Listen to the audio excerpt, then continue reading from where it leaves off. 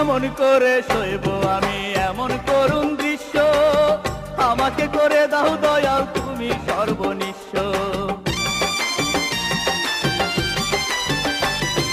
কেমন করে সইব আমি এমন করুণ দৃশ্য, আমাকে করে দাও দয়াল তুমি সর্বনিঃস্ব।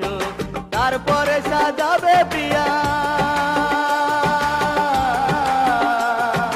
তারপরে সাজাবে প্রিয়া সুখেরই বাসর।